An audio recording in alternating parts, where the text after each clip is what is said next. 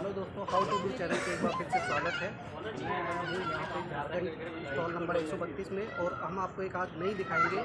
आदि महोत्सव में एक नई चीज़ दिखाएंगे। आप सभी को क्यूरियोसिटी होती है कि ये जो मोती बनता है वो बनता कैसे है। एक बचपन में हमने कहावत सुनी जा रही है कि मोती जब बारिश होती है और उस बारिश की एक बूंद मोती के अंदर जाती है, सीप के अंदर जाती है, तब एक मोती बनता है। लेकिन ये बचपन में किससे कहानियों में सुनी बातें हैं, एक्चुअल में सच्चाई कुछ और है। और यहाँ पे आज जो है हमारे साथ एक्सपर्ट है आदि महोत्सव में, यहाँ पे ये लगा हुआ है 16 से 27 तक, तो वो इसके बारे में बताएंगे कि जो मिथ चला आ रहा है एक्चुअल में सच्चाई क्या है और मिथ क्या है। तो क्या आप हमें बताएंगे? सबसे पहले आप अपना नाम बताएंगे सर। बुदन सिंह पूर्ति। तो बुदन सिंह पूर्ति जी, एक सबसे ज़्यादा जो प्रचलित कहानी है वो ये है कि बारिश होती है और बारिश पे सीप का जो मुंह खुलता है उसमें एक बूंद जाती है और तब वो एक मोती बनता है। तो जी, मैं इसका बारे में विस्तार से जो बताऊंगा। करने वाली कहानी है, सच्चाई क्या है ये बताइए आप।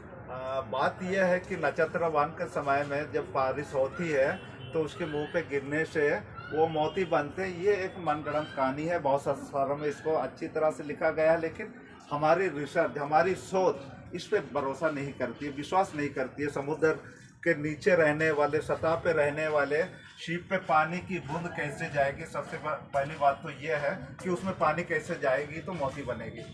बात वो बारिश की बूंद से नहीं बनती है, मोती बनती है समुद्र में रहने वाले शिपियों में।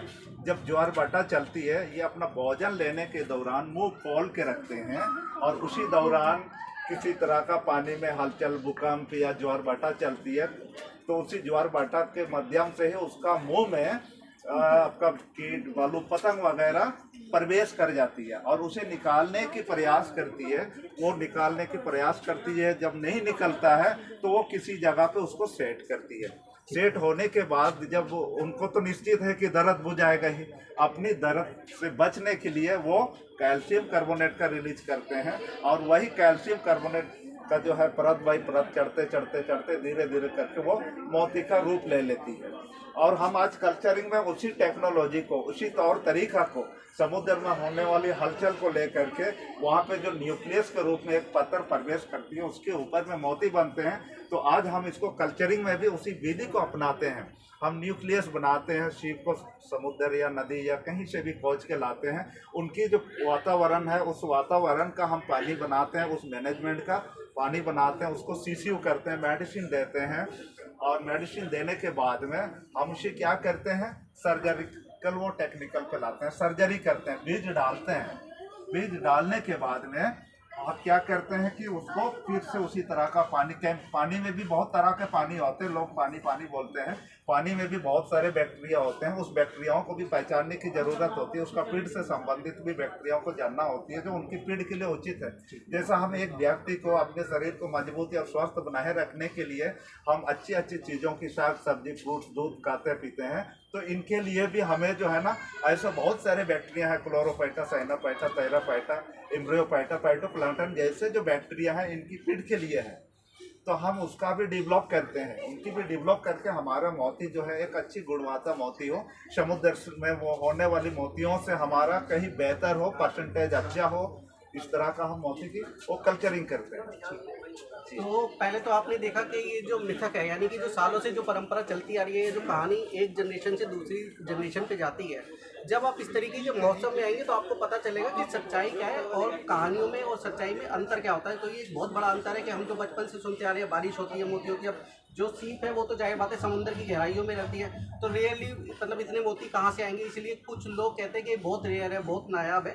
पर एक्चुअल में ये प्रोसेस, और आप जो जैसा कि हर कोई जानता है कि जब व्यक्ति को मुश्किलों का सामना करना पड़ता है तभी वो उभरता है। और इस तरीके से आई थिंक जो आपने बताया कि सीप के साथ भी यही है, उसके जब अंदर कोई ऐसी चीज जाती है उसको परेशान करती है, तब वो उसको अपने को रिलीफ देने के लिए उस पर कैल्शियम की परत चढ़ा देती है, जिससे कि हम मोती बोलते हैं। मोती कई तरीके से बनाया जा सकता है। हाँ, उसको हम और डिजाइन भी तैयार कर सकते हैं। हम जैसे डिजाइन तैयार करेंगे उसको ऊपर में उसकी परत चढ़ती है। तो ये जो मोती होता है वो नेचुरल वही मोती होता है जो वो अपने आप बनाती है, मतलब जो कस्टमाइज मोती है उसका डिजाइन हमने एक पर्टिकुलर दे दिया, उसमें एक आकार डाल दिया, लेकिन वो मोती पूरी तरीके से वही है जो वो अपने आप बनाती है। जी, वही मोती है। इसमें यहाँ मोती पे कैल्शियम कार्बोनेट की गुणवत्ता को देखी जाती है, उनकी प्योरिटी को देखी जाती है, उनकी परसेंटेज को देखी जाती है। उसी परसेंटेज पे हम सब मार्केटिंग करते हैं। जी, तो एक मोती बनने में लगभग एक सीप को कितना समय लगता है, या वो किस एज में होती है जब वो मोती बना पाती है, और एक सीप की एज क्या होती है?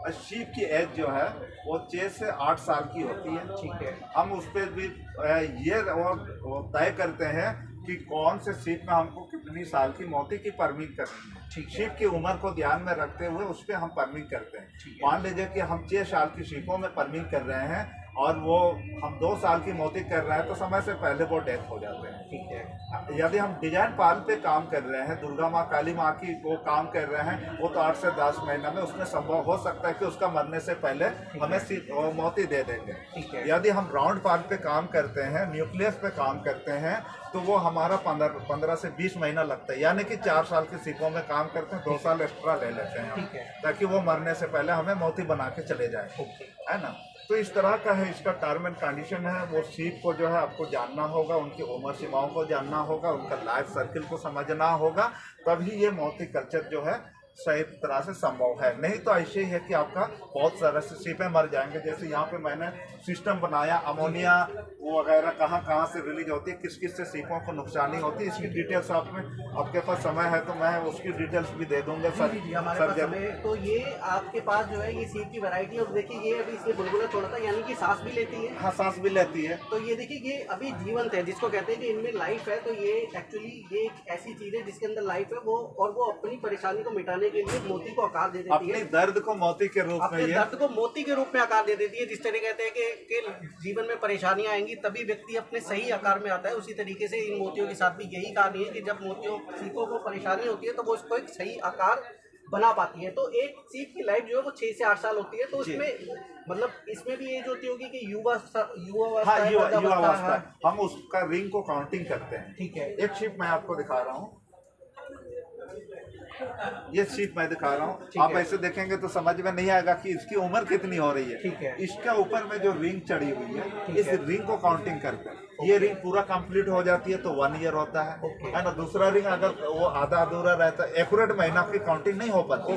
थोड़ा सा अगर यहाँ पे है तो हम उसको 3 महीना गिनते हैं, बीच में आ गया है तो उसको 6 महीना गिनते हैं, फिर यहाँ थोड़ा सा आ गया है तो 9 महीना गिनते हैं। अगर कंप्लीट हो गया है तो हम तो 1 साल की ये करते हैं। और ये सिर्फ हमारी 3 साल की सीप तो है। ये मैं आपको बताना चाहूंगा कि ये जो लाइनिंग ये कह रहे हैं, ये कुछ आप एग्जांपल के तौर पर समझ सकते हैं कि जब पेड़ को काटा जाता है तो उसके अंदर भी लेयर होती है, और उस लेयर की परत से वो बताते हैं कि उस पेड़ की एज क्या है, 100 साल है, 200 साल है, 50 साल है, 10 साल है। वो उस पेड़ की लेयर से बताते हैं, उस पर लेयर दर लेयर चढ़ती रहती है। तो इस पे भी जब ये सीप का आकार या तो बड़ा आता रहता होगा या इसमें कोई लाइनिंग आती रहती है, उससे ये इसकी एज आइडेंटिफाई कर लेते हैं। जी कुछ ऐसा ही जी, आपको दिख ही रहा होगा। जी जी जी जी, बस उसी से हम आइडेंटिफाई कर लेते ये हैं। बेसिकली एक डिजाइन तो कहिए, लेकिन ये इसकी एज को भी जो है आइडेंटिफाई करता है। आइडेंटिफाई करते हैं जी। ठीक है। और ये जब मर जाती होगी तो जो मोती है सपोर्टेड इसके अंदर ही रह गया। हाँ, इसका अंदर ही रह गया। अच्छा। हाँ, मांस सड़ जाएगा तो उसके अंदर में रह जाएंगे मोती। ठीक है। तो सपोर्टेड इस मोती की शीप को अगर कोई खाता है तो उसको तो कोई मतलब वो तो डाइजेस्ट हो जाएगा, क्योंकि वो कार्बन का ही बना हुआ है। तो वो किसी भी दूसरे उसमें जाएगा तो वो डाइजेस्ट ही हो जाएगा। जी जी। मतलब जो है जो पानी में रहने वाले जीवों के लिए ऐसा नहीं है कोई हार्मफुल है, ये एक लाइफ ऑफ चेन है। जो अगर इसने कोई मोती बनाया भी है और वो उसके अंदर रह गया और गलती से दूसरे उसमें चला गया, तो ऐसा नहीं है कि ये एट द एंड ह्यूमन को जो है इन्फेक्ट करेगी। वो नेक्स्ट टू नेक्स्ट चेन पे वो डिजोल्व हो जाता है। जी जी। ओके। तो ये अलग अलग वेराइटी है, तो थोड़ा सा ये बताइए कि इसमें किस तरह की विशेष पानी की जरूरत होती है जो आपने बताया। सबसे पहले हम पानी की पीएच टीडीएस को देखते हैं। ठीक है। पीएच टीडीएस को देखने के पीएच बाद टीडीएस मतलब पानी में ऑक्सीजन की मात्रा। नहीं, पीएच जो है पोटेंशियल ऑफ हाइड्रोजन। ठीक है ना। पीएच का मतलब पोटेंशियल ऑफ हाइड्रोजन होता है और टीडीएस का मतलब total dissolve of solid. Total dissolve total dissolve of solid, उसको हम देखते हैं। टीडीएस वही टीडीएस है जो कि एडवर्टीजमेंट में भी आता है कि आप अपने घर पे आप टीडीएस की मात्रा को चेक करिए, जिसके लिए थर्मामीटर टाइप का एक इक्विपमेंट आता है। जी बिल्कुल। जो पीने में भी हमारे को सहायक होता है। टीडीएस की मात्रा अगर हार्मफुल होती है तो वो पीने योग्य पानी नहीं है, यानी कि वो किसी भी तरीके से ना इंसानों के लिए ना ही इस तरीके की स्पीशीज के लिए वो सबके लिए। हाँ, सबके लिए। तो टीडीएस एक बहुत बड़ा फैक्टर है इंसानों के लिए भी और इस तरीके की स्पीशीज के लिए जी। तो हम सबसे पहले पानी को वो देखते हैं कि हमारी पानी में वो पीएच वो मान कितना है, टीडीएस मान कितना है। यदि हमारा 7.5 से बढ़ रहा है तो हम पानी को ट्रीटमेंट करते हैं। पानी को ट्रीटमेंट करने के बाद में हम क्या करते हैं कि फिर हम उसको देखते हैं। देखने के बाद हमारा पीएच और टीडीएस मान ठीक आ रहा है, हमारा अम्लीय और चर्या तक जो है ना दोनों नहीं है, बीच में है, तो हम उसमें सीप को क्या करते हैं, बाहर से ला करके उसको अच्छी तरह से साफ कर लेते हैं। उनके सेल के ऊपर में, ये सेल के ऊपर में जितनी भी गंदगी है उसे साफ कर लेते हैं। साफ कर लेने के बाद में हम एंटीबायोटिक मेडिसिन के साथ में हम इसको सीसीयू करते हैं। ठीक है। सीसीयू यानी कि क्रिटिकल यूनिट केयर में हम रखते हैं। और वो पहले जो है दूसरे पानी में था और हमारे पानी में था, दोनों पानी की अंतर जो है अलग अलग है। जैसे हम दूसरे शहर में चले जाते हैं, सर्दी का जुकाम वगैरह होती है वो पानी के कारण, तो ये सीपों में भी ये चीज़ वो प्राकृतिक रूप से है कि इनको भी तकलीफ होती है, तो हम उसी अनुकूल बना लेते हैं। अनुकूल बना लेने के बाद 3 दिन तक हम इसे बुके रखते हैं। इसकी सेल खोलना बहुत मुश्किल है, और 3 दिन तक जो है इसको बुके रखने के बाद में फिर हम निकालने के बाद में ये हमारा जो है सर्जरी सेक्शन है। ठीक है। ये सर्जरी सेक्शन पे ले आते हैं, सर्जरी करते हैं हम यहाँ पर। सर्जरी करने के बाद में फिर हम जो है 3 दिन के लिए हम सीसीयू करते हैं। ठीक है ना, क्रिटिकल यूनिट केयर में। तब तक हम कोई भोजन नहीं देते हैं, मतलब उनका स्टमक खाली कर देते हैं। हाँ, पूरी तरीके से। हाँ, पूरी तरह से कर लेते हैं, और मेडिसिन ही चलता है। 7वां दिन के बाद में हमारा ये जो हमारी टैंक है, ये जो हमारी वो कंटेनर दिख रही है, इसको हम क्या करते हैं, पानी बांध लेते हैं। महीना भर पहले हम इसको ट्रीटमेंट करके रखेंगे, क्योंकि हमारी योजना है कि मोती की खेती करना है, तो महीना भर पहले से हम इसकी तैयारी करते हैं। तो इसमें हम सबसे पहले देखते हैं H2O की केमिकल बॉन्डिंग को समझने की वो प्रयास करते हैं।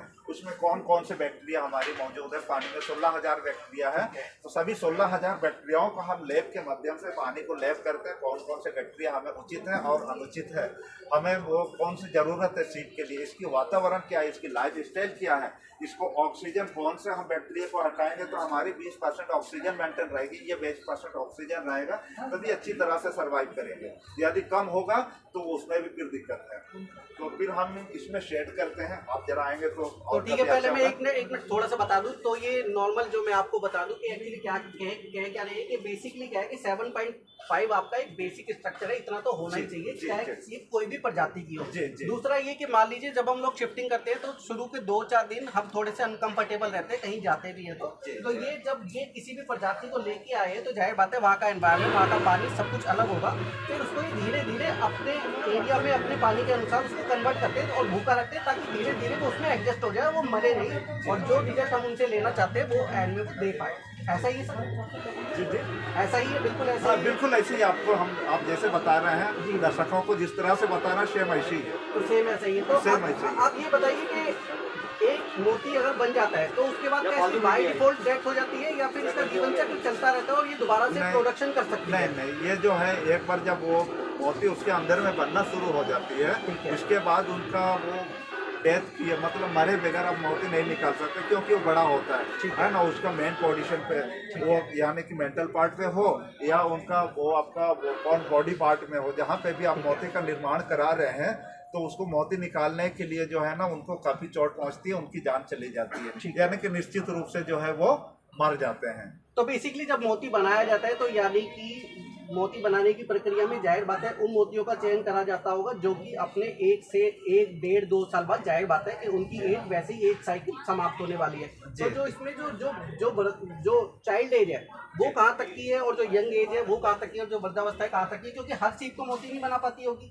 नहीं, हर सीप में ये नेचुरल रूप से कैल्शियम कार्बोनेट है। अच्छा। मोलस्क प्रजाति में बहुत सारे वो गोंगी भी आते हैं, लेकिन गोंगियों पे भी हम लोगों ने शोध करके जो है ना उसमें भी मोती हम लोगों ने निर्माण किया है। तो ये भी सीप भी जो है ना वो कोई भी जाति का हो, उसमें नेचुरल रूप से कैल्शियम कार्बोनेट है और वो मोती का निर्माण करते हैं। ठीक है। ये मोलस्क प्रजाति जैसे गोंगी है, उनकी कैल्शियम कार्बोनेट है, मगर वो लसदार नहीं है, उसकी पतला है, जिस कारण से वो परत नहीं चढ़ पाता है, वो नीचे जड़ जाता है वो मोती, इसीलिए कुछ गोंगियों पे नहीं बनता है। लेकिन जो बड़ी गोंगी होती है, या वो बरसातों में हमें जो है वो पेड़ के ऊपर में चढ़ा हुआ गोंगी पे भी हम लोग काम किए हैं, वहाँ पे भी मोती का निर्माण हुआ। जहाँ जहाँ हम लोगों ने कैल्शियम का शोध किया वहाँ मोती निर्माण हुआ है मोलस्क प्रजाति से। ओके, तो ये बेसिकली कह रहे हैं कि जो भी पानी में रहने वाला या कोई भी जो कैल्शियम को प्रोड्यूस कर सकता है, एक छोटा सा घूंगा टाइप का आता है जो कि अपने शेल के अंदर छिप जाता है। कई बार आपने एल्बम्स में देखा होगा या टीवी पे देखा होगा, वो छोटा सा घूंगा होता है जिसके 2 सीन से निकले होते हैं और धीरे धीरे चलता रहता है, और वो कभी भी कोई दिक्कत आती है अपने सीप में घुस जाता है। तो वो भी सिर्फ यही नहीं, वो भी मोती प्रोड्यूस कर सकता है, क्योंकि उसमें भी कैल्शियम को निकालने की क्षमता है। किसी भी चीज में उसको कैल्शियम की परत वो चढ़ा सकता है। तो सर इसका मतलब ये हो गया कि ये कोई ऐसा नहीं है जो बताते हैं कि जी ये कोई बहुत मतलब वो अनोखी चीज़ है, ये एक नेचुरल चीज़ है। और कोई अगर ये कहे कि ये बहुत ही अनोखी चीज़ है या बहुत रेयर है तो उसमें बहुत रेयर वाली बात नहीं है। हाँ, लेकिन ये कि निरंतरता से और लगन से अगर काम करा जाए तो हम इसमें क्वालिटी और बेहतर और बेहतर और बेहतर कर सकते हैं। आप पानी में जिस तरह से कैल्शियम को डेवलप करेंगे, उनका फीड से संबंधित आप जिस तरह से व्यवस्था रखेंगे, मोती में उतना कैल्शियम, कार्बोनेट में उतनी गुणवत्ता आती है। अच्छा, तो एक चीज़ और बताइए कि जब हमें कोई भी मोती बनाना हो तो उसकी मिनिमम एज क्या होनी चाहिए शीप की? आपका मिनिमम 2 साल की उम्र से वो उपयोग करना चाहिए। अच्छा, मतलब 2 साल बाद कोई यंग एज में आ जाता है। यंग एज में आ जाते हैं, वहीं से शुरू करना चाहिए आपको। और ये जो अपना प्रजनन करते हैं तो ये क्या मतलब इनकी प्रजनन की प्रक्रिया क्या होती है या क्या मौसम होता है? इसकी प्रजनन की मौसम जो होती है जून जुलाई अगस्त होती है। ये पानी में जब वो गर्मी आता है, टेम्परेचर आता है, उसी समय ये अपना वो क्लोनिंग करते हैं, एस्पॉन्ज करते हैं। है ना, उसी एस्पॉन्ज जो है वो जालीदार में होती है, लसदार में वो कहीं चिपक जाते हैं। और कुछ कुछ जो है ना वो अपने अंदर में अंडे का भी निर्माण करती है। ये प्रजाति पे निर्भर करते हैं, इसमें जैसे कोरियोनेस है, मार्जिनालिस है, और भी बहुत सारे सीपें हैं। तो कुछ कुछ सीपों में जो है ना अपने अंदर में जो है अंडा का निर्माण करती है, और कुछ कुछ सीपियाँ जो है क्लोनिंग करती है। उस क्लोनिंग से ही वो आपका वो क्या होता है, वो निर्माण होते हैं। ठीक है। जैसे अभी हमारे झारखंड में तो वो सीपों की वो देख रहे हैं कि वातावरण में बहुत सा प्रदूषण आ गया और बहुत से सीपें लुप्त होते भी जा रही है। तो अभी हम लोग इसकी जो है क्लोनिंग से भी सीप कल्चरिंग सिस्टम को हम लोगों ने डेवलप किया, ताकि इससे हम लोग नस्ल भी चेंज कर रहे हैं, कैल्शियम कार्बोनेट को ज़्यादा ग्रो करें, इसका भी हम लोग अपना वो प्रजनन विधि को अपनाएं। ठीक है जी। अच्छा, एक चीज़ और बताइए कि ऐसा भी कहा जाता है कि पानी किसी भी समुद्र, ये पहले तो ये बताइए कि ये समुद्र में मिलती है या फिर मीठे पानी में, मतलब खारे पानी में या मीठे पानी में, दोनों में? ये दोनों में मिलती है, दोनों में मिलती है। खारे पानी के वो प्रजाति अलग होते हैं, मीठा पानी के प्रजाति अलग होते हैं। दोनों एक दूसरे में वो ये जो है अपना सर्वाइव नहीं करते। खारा पानी के सीपों को लाते हैं फ्रेश वाटर में, तो उसको सर्वाइव कराने के लिए कुछ टेक्निकल्स होती है। जैसा हम लोग जो है अभी तो मैं डैम पे, हम वो डैम पे 7 एकड़ जगहों पे कर रहा हूँ, यानी कि एशिया की सबसे बड़ी फार्म हाउस है वो। तो उस पर क्या कहते हैं, हम लोग समुद्र के सीपों को लेकर के आते हैं। लेकर के आने के बाद में उसको धीरे धीरे करके 3 महीना करीब लगता है उसको अपना फ्रेश वाटर में वो डेवलप कराने के लिए, उस वातावरण में डालने के लिए। उसकी टर्म्स एंड कंडीशन है, उसी कंडीशन के आधार पर धीरे धीरे धीरे करके सॉल्ट को हटाते हुए फ्रेश वाटर में घुसाते हैं।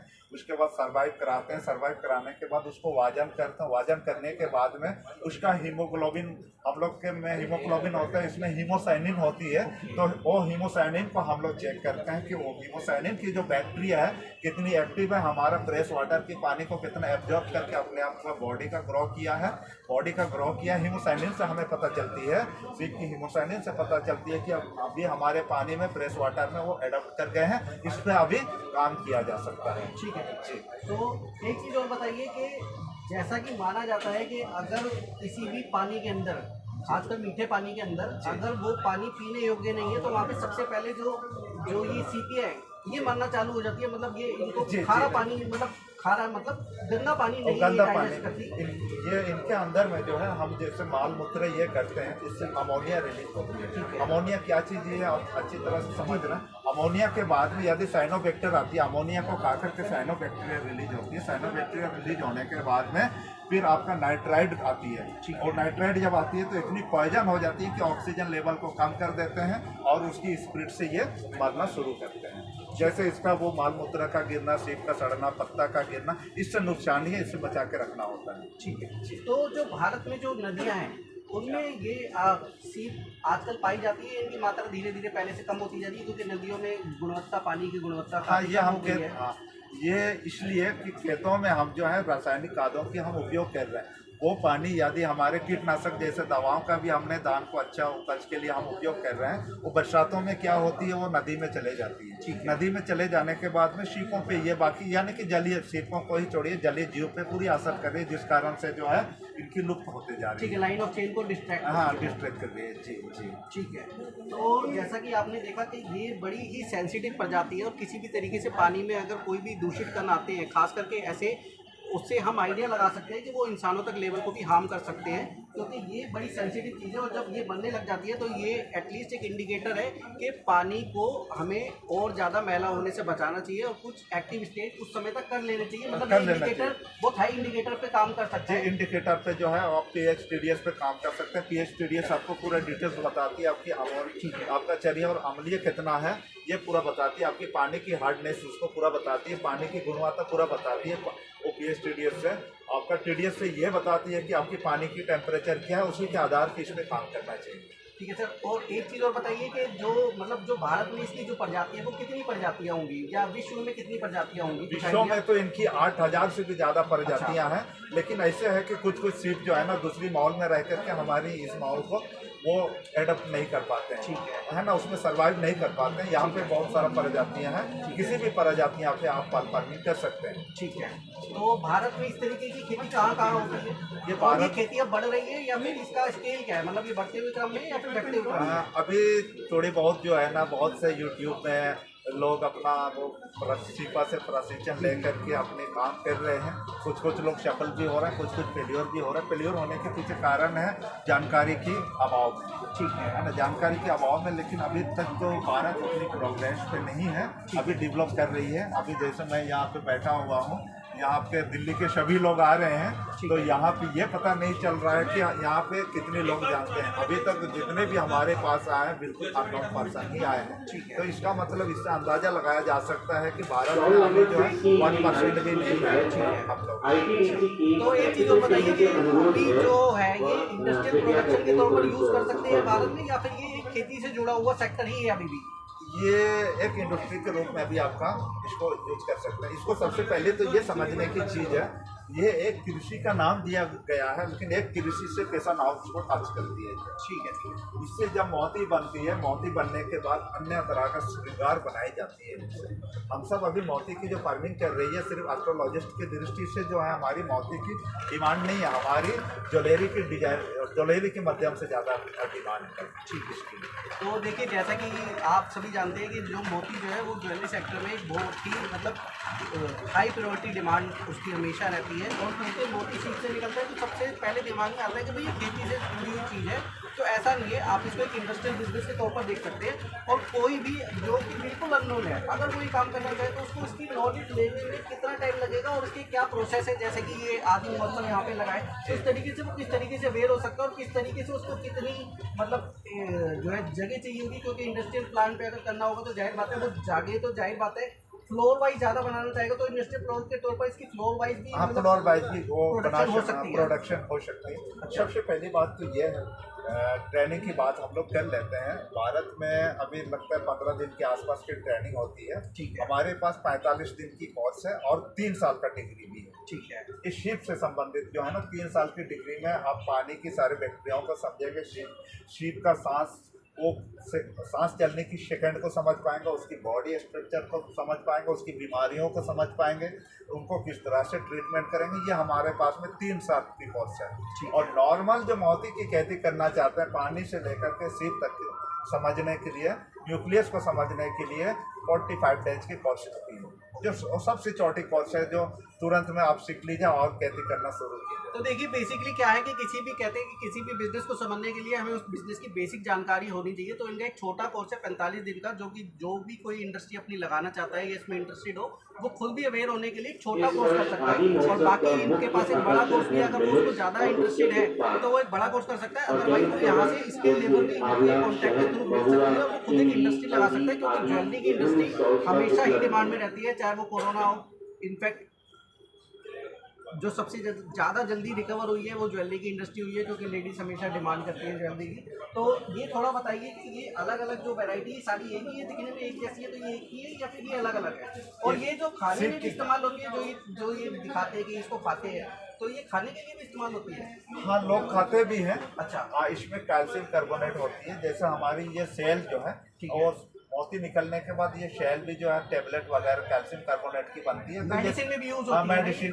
मेडिसिन में भी आप च्यवनप्राश करते होंगे, मोती बासम च्यवनप्राश है, उसमें भी ये मोती का उपयोग होता है। उसके बाद में कैंसर जैसे इलाजों में भी मोती की उपयोग की जाती है। और आपको कैल्शियम की जो टैबलेट करते हैं उसके लिए भी जो है इसकी पाउडर की उपयोग होती है। तो ये जो कैल्शियम है, कैल्शियम से मतलब सीधे तौर पर वही है जो चूना होता है, जो हड्डियों के लिए जो होता है बेसिकली, या जो चूना होता है, ये उसी तरीके का कैल्शियम है या कुछ डिफरेंट तरीके ये का? डिफरेंट कैल्शियम कार्बोनेट है। अच्छा। चूना में जिस तरह से जो है ना आपका ऑक्सीजन के साथ, पॉइजन ऑक्सीजन के साथ वो डेवलप होती है, इसमें वो नहीं, ये आपका clarity only for calcium carbonate है, कोई अन्य और कोई चीज़ है नहीं। चूना को लेप करने से अन्य तरह की जो आपको उसमें ऑक्सीजन या बाकी वो कार्बन मिलती है, इसमें नहीं मिलती। ये प्योर फॉर्म में है, मतलब ये प्योर फॉर्म में है। और इसको एज ए मेडिसिन भी लोग ट्रीट करते हैं। जी, मेडिसिन भी क्रिएट करते हैं। इसकी सेल हमारे पास में पूरा बिकती है पाउडर के लिए। ओके, तो आप कह रहे हैं कि बेसिकली बॉटम टू एंड एक प्रोडक्ट ऐसा है जिसमें कि ये जब तक जीवित रहेगा तब तक मोती बनाएगा, उसके बाद इसको खाने के तौर पर भी इस्तेमाल करा जा सकता है, डंप करने के तौर पर, यहाँ तक कि इसकी सीड जो है वो मेडिसिन के तौर पर भी इस्तेमाल होती है। मतलब बॉटम से लेके स्क्रैच तक इसका सब कुछ यूज होता है। सब कुछ यूज होता है। उसके बाद और क्या करते हैं, ये सेल को काट के बच्चों को जो है ना दूध पिलाने का काम भी करते हैं, बहुत अच्छा होता है, लोग बोलते हैं एस्ट्रोलॉजिस्ट की दृष्टि से। उसके बाद इसका हमें काजल बनाना है ना, ये भी बहुत अच्छी है ना। नहीं तो फिर आप जो है ना, ये आपका झूमर होता है, झूमर वगैरह सभी बना करके इसकी भी मार्केटिंग आप कर सकते हैं। ओके, तो ये एक ऐसा प्रोडक्ट है जिसमें कि अगर आप धीरे धीरे इस इंडस्ट्री पे घुसना चाहें तो इसमें कुछ भी ऐसा नहीं है जो आपका स्क्रैच होगा या डंप होगा। इनफैक्ट इसका आखिरी रेशा तक आपको कहीं ना कहीं किसी ना किसी तरीके से बिजनेस सर्कुलेशन में आपको जोड़ेगा ही जोड़ेगा। और ये जो है मोती निकालने के बाद में इसकी मांस को भी अगर आप सही सलामत रख सकते हैं ऐसे कैश के साथ में, तो ये परफ्यूम बनाने वाली कंपनी इसको खरीदती है ना। उससे तेल निकाल करके हम जो परफ्यूम यूज करते हैं उसका उपयोग करती है, जिसमें से स्किन को कोई दिक्कत नहीं होता है। तो ये बताइए कि जब ये प्रजनन करती है तो मतलब ये अगर कोई अपना सपोर्टेड जो भी होता है, ये प्लांट लगाता है इसका, तो उसको वो इंडस्ट्री को ग्रो करने में अगर वो चाहता है कि भाई ये प्रजनन के थ्रू ज़्यादा से ज़्यादा हो जाए, तो 6-8 साल में मतलब उसने कितने से शुरू करा और वो कहाँ तक जा सकता है? देखिए, वो सबसे इनकी तो कमाई जो है ना वो निवेश 0 है और 3% मतलब आपका 75% कमाई देते हैं। एक शीप को जो है कल्चरिंग करने में 35 से 40 रुपये खर्च आती है। और इसकी मोती की जो गुणवत्ता के आधार पे हम 500 से हमारी ऊपर जाती है मोती। ठीक है जी। और ये अगर इसको कल्चरिंग के इसको आपका हैचरी के रूप में देखते हैं, प्रजनन के रूप में देखते हैं, तो इसका 1 ईयर में जाके इसका भी आपको रिजल्ट मिलेगा। और उसमें उतनी ज़्यादा कमाई नहीं है। जैसा आप इनका जो है, हम लोग अभी क्या करते हैं कि इनको जो टेम्परेचर की ज़रूरत है, एक्सपोज करने के लिए जो टेम्परेचर की ज़रूरत है, बिजली के माध्यम से हम लोग टेम्परेचरिंग करवाते हैं, एक्सपोज करवाते हैं। उसको फिर पार्टों में हम लोग बांटते हैं, उसकी वातावरण को मैनेजमेंट वो करते हैं, उसके बाद उसका मेडिसिन को मैनेजमेंट करते हैं। वही एस्पॉन्ज से हम लोग अंडा जैसे वो मुर्गी के अंडा जैसे सेल बनती है, सेल बनने के बाद में ऐसे वो बदलते जाते हैं और 15 दिन में ये फूटना शुरू हो जाता है। ठीक है, 15 दिन में फूटने के बाद में हम लोग फिर ऐसे वातावरण उसको बदलते बदलते जो है साल भर तक देखते हैं। साल भर के बाद में फिर 1.5 साल की होती है तो फिर हम लोग इसे पे सर्जरी करके मोती का उगाई करते हैं। तो और वहाँ पे आप नस्ल परिवर्तन भी कर सकते हैं आप। ठीक है, अच्छा। तो जो अगर कोई इसको इंडस्ट्रियल तौर पर यूज़ करना चाहेगा, तो ये बताइए कि जो इसका जो और जो इससे चीज़ें जो जुड़ी होती है, जो मेडिसिन होती है या जो खाना होता है, वो खाना किस तरीके का होता है, और जो उसके जो अदर एक्सपेंसेस होते हैं लाइक मेडिसिन हो गई या फिर जो है जो रखरखाव वाली टीम हो गई, मतलब वो ऐसा तो नहीं कि कहीं वो बहुत ज़्यादा कॉस्टली हो इसीलिए अभी ये इतना ज़्यादा प्रचलित नहीं है? उतना ज़्यादा कॉस्टली नहीं है, इसमें प्रक्रियाओं पे डेवलप किया जाता है। एक बार अगर आप इसकी फीड डाल देते हैं, फीड डाल देने के बाद में वो क्या करता है, वो फीड जो है बैक्टीरिया जो है क्लोरोपाइटा साइनोपाइटा, वो भी अपना क्लोनिंग करके बढ़ते जाते हैं, है ना। जब तक वो बढ़ते जाते हैं तब उनकी फीड बनते रहती है, बार बार फीड देने की ज़रूरत नहीं होती। फीड में वो इनका 0 ठीक है, 0।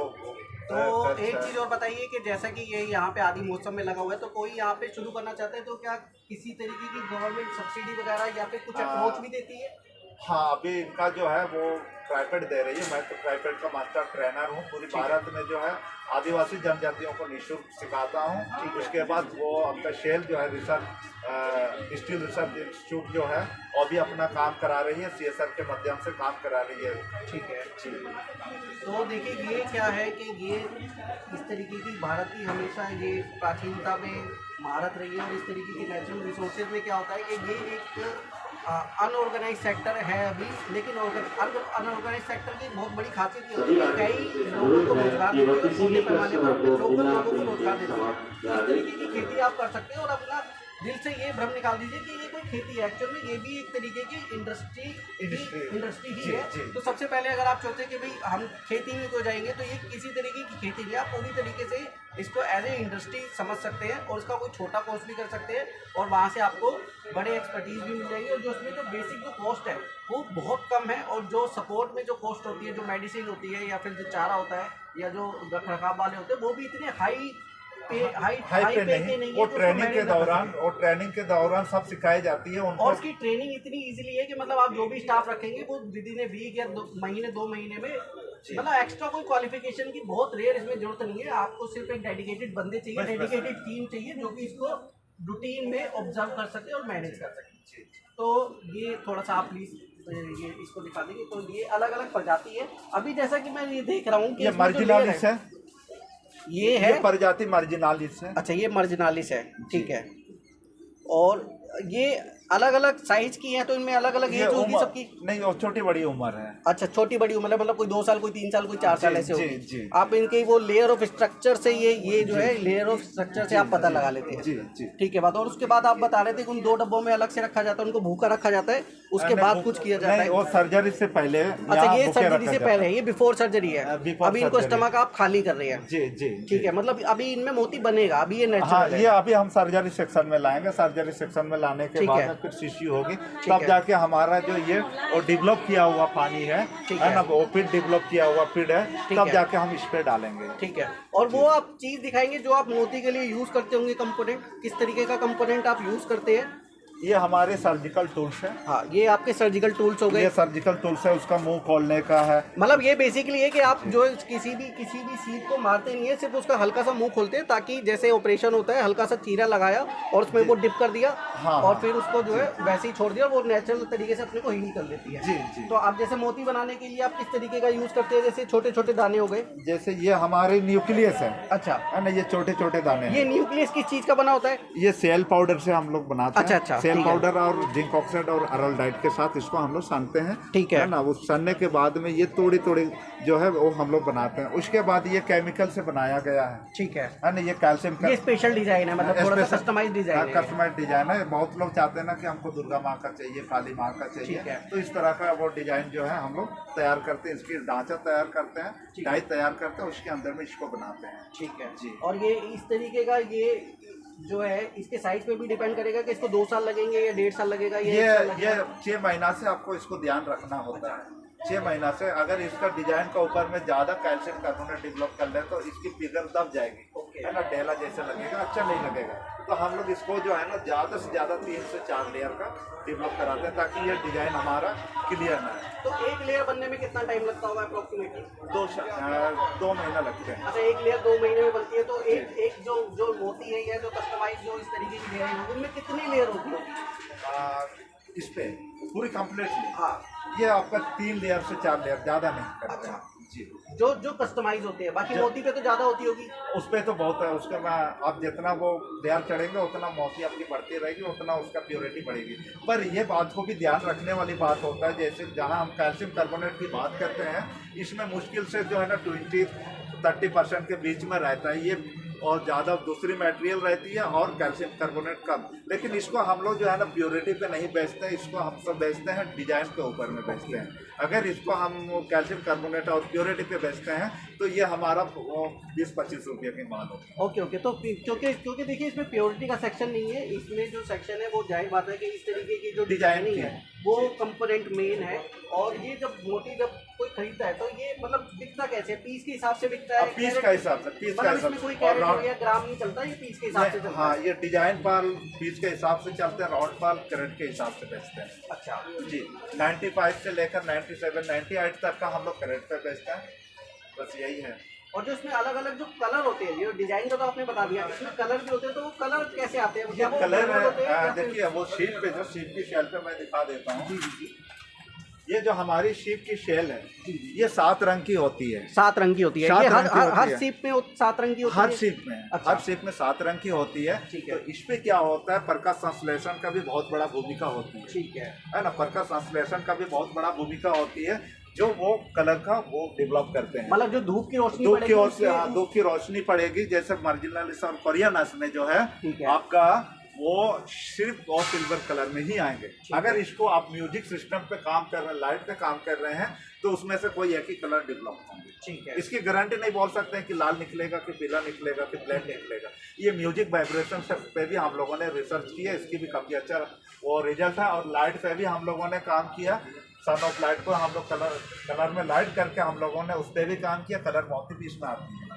तो बेसिकली है कि कलर जो है वो भी कस्टमाइज है, लेकिन एंड कलर जो निकलता है वो कौन से कलर का निकलता है, ये हमेशा मोती खुद डिसाइड करता है, खुद खुद डिसाइड डिसाइड, करता है। जैसे एक प्रजाति है आपका कोरियनस। अच्छा, कोरियनस प्रजाति की शीप है, वो कलर पे ही वो डेवलप करते हैं। वो कोई भी कलर देंगे, गारंटी नहीं है वो कलर आप जिसका उम्मीद कर रहे हैं वो नहीं मिल सकता, मगर कोई भी कलर आपको दे सकते हैं। तो जो जब मोती कोई भी कलर में निकलता है तो उसमें भी जो उसकी एज है, बनने की एज है, वो तो सेम होती होगी? सेम होती है, लेयर भी सेम होती होगी? सेम होती है। Okay okay.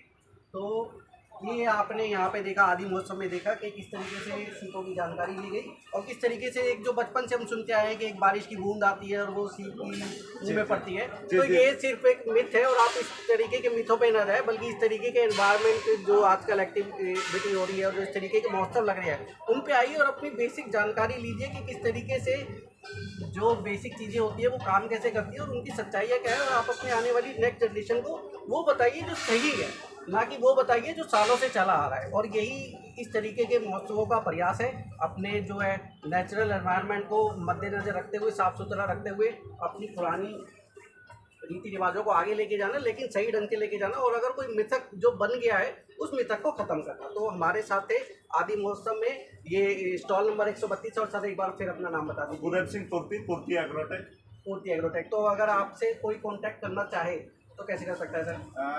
गूगल पे भी है, ठीक है। आप पूर्ति एग्रोटेक पाल करके करेंगे, उसमें हमारी डिटेल्स मिल जाएंगे। ठीक है। और अभी तक तो मैं फीस लेकर के ट्रेनिंग नहीं दिया हूँ, और गवर्नमेंट के बच्चों को ही दिया हूँ। 3 साल का डिग्री भी दिया हूँ, तो वो सब वो गवर्नमेंट के बच्चों को ही दिया हूँ। ठीक है। और जो आपका ऑफिस है वो कहाँ पे? झारखंड में कहाँ पे? झारखंड रांची में है। झारखंड बेहाल रांची में रांची, आपका ऑफिस है? बेहाल रांची में है हमारा। ठीक है।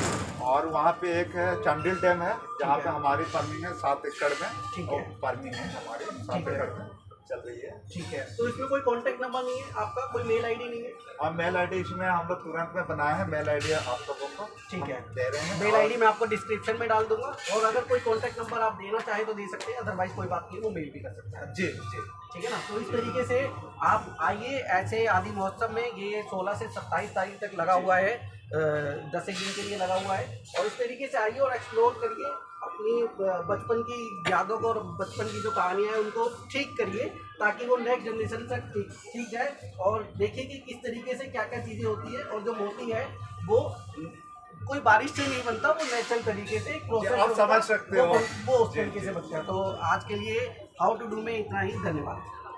आपका चैनल है, ठीक है। इसमें